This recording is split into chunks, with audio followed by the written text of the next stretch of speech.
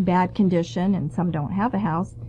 But it was very overwhelming just to understand where someone is. So, I decided at least I could do a couple things. And God He told me this. He said, or I felt like God was saying,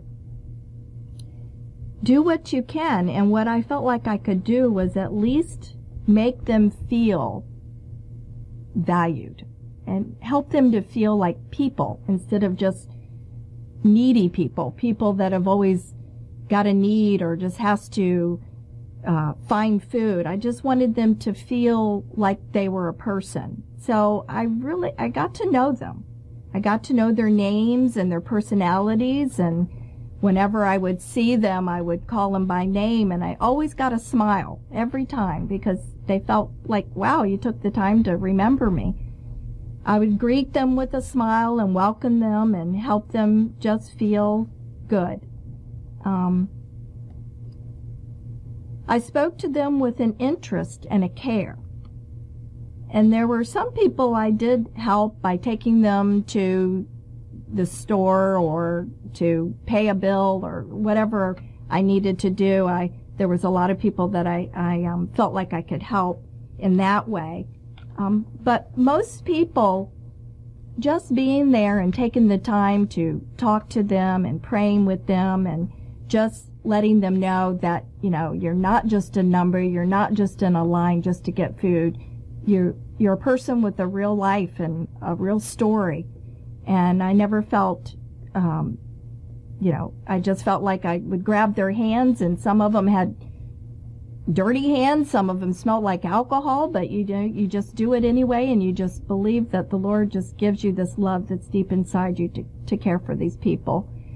And so we had a wonderful prayer team, and I was part of that team. And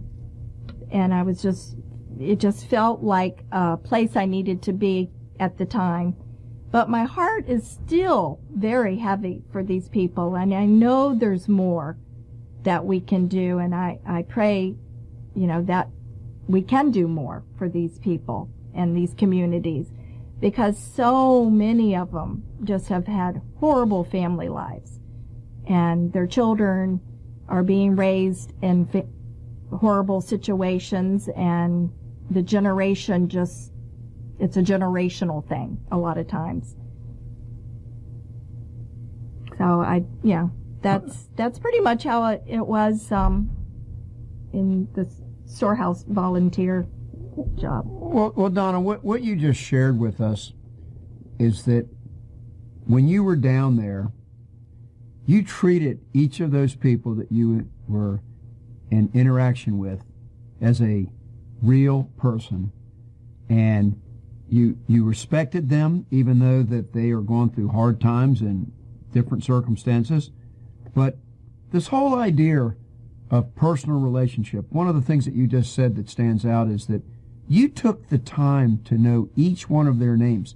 And Donna, when you would come home from being down at the storehouse and share some of the experiences and the love that you experienced down there, I just used to love it when you would just be talking about it. And you would tell me that this one person was amazed that you knew their name. And that wasn't anything special for you because you wouldn't do it any other way. Let me ask you this, though, Donna.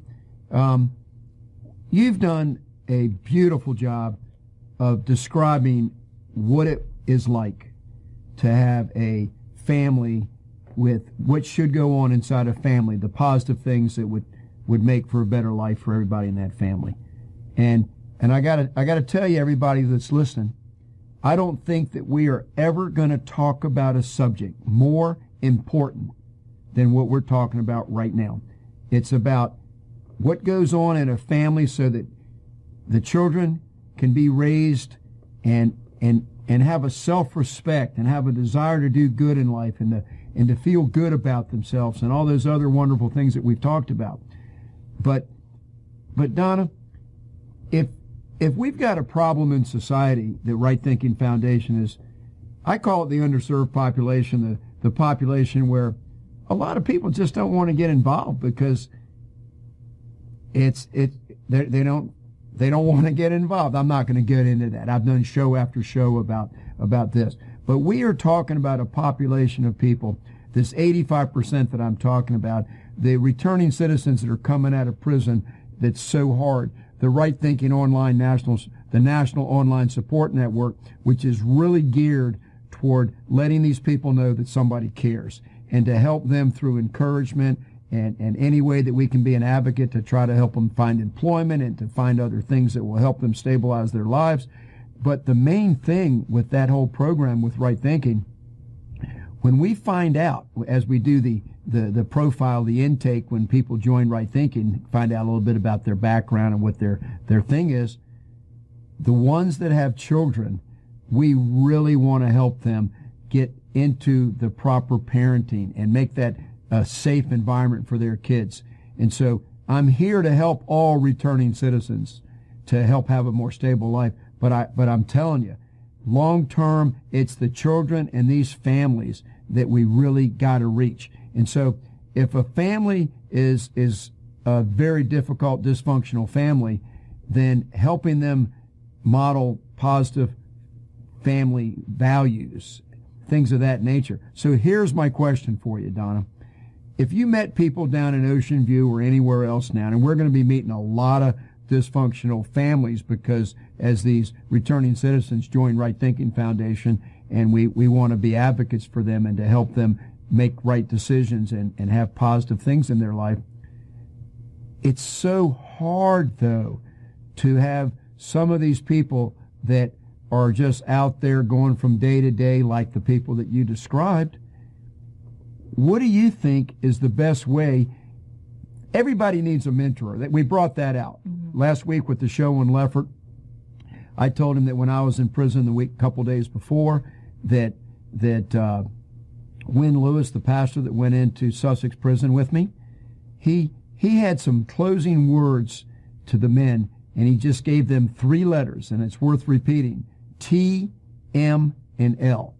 The T was trust. Now, we could talk for another whole show on building trust within families and within relationships, because people aren't going to listen to a word you say if they don't trust you.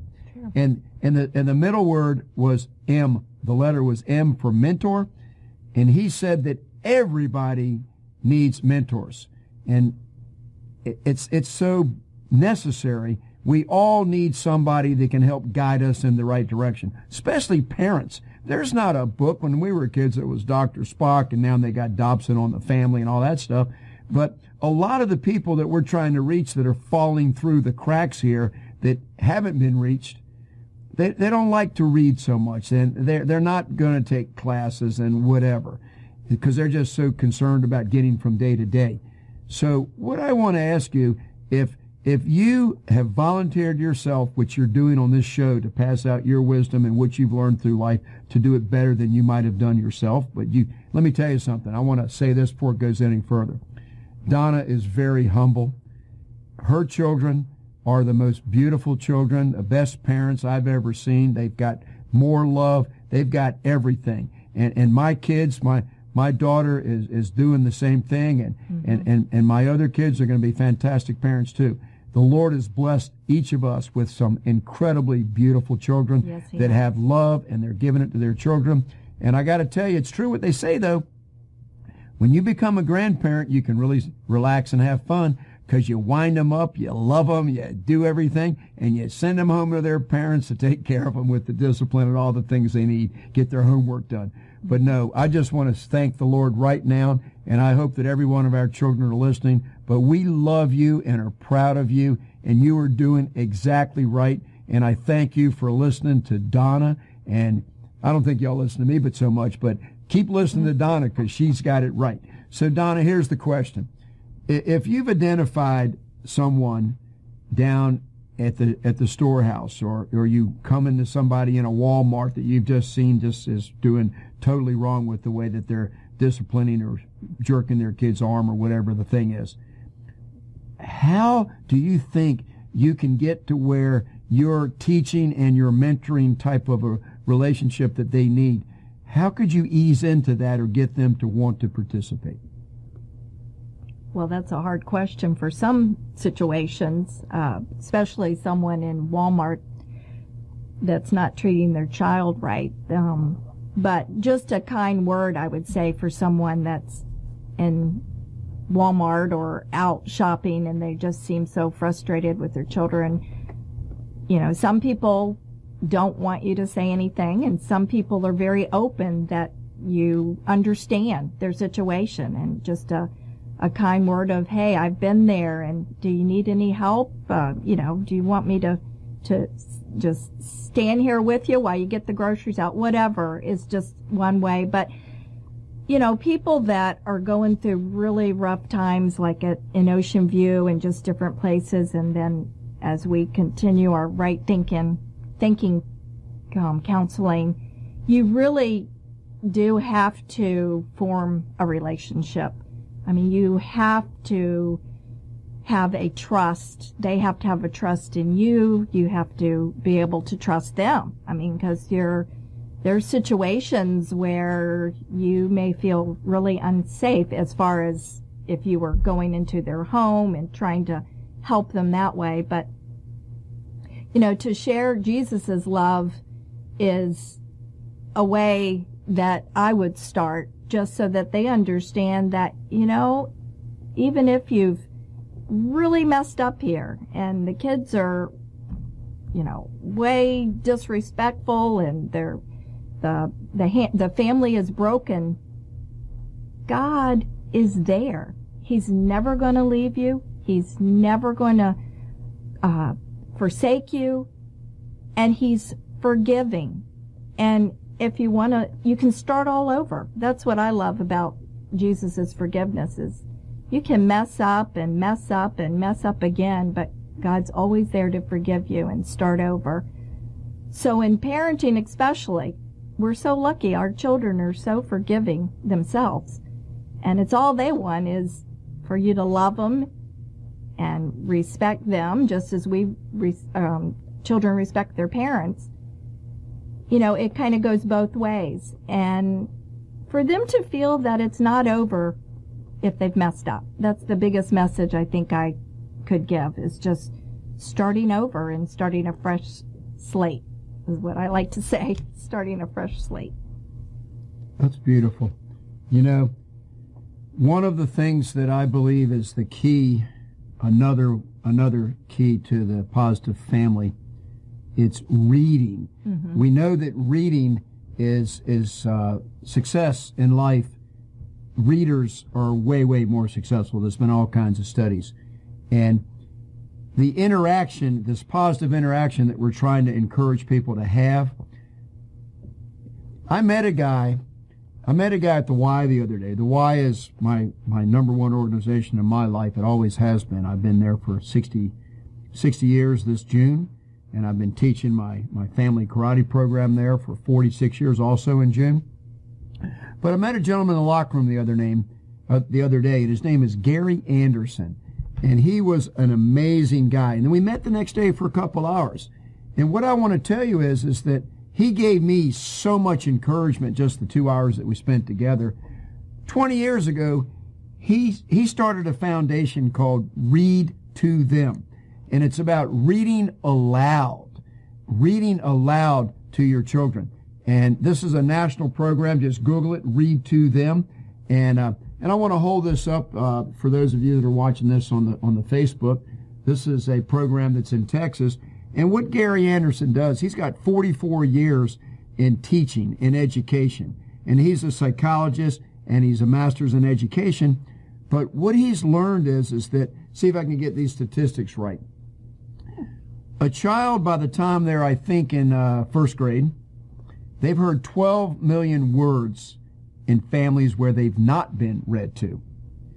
But if a child is in a family where he's read to early in his life all the way through, that doubles up to 25 million words. But if a child is in a family where there's more higher education, it gets up to 42 million.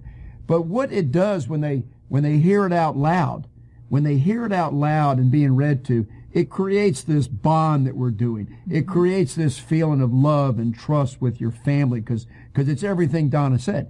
you know your parents care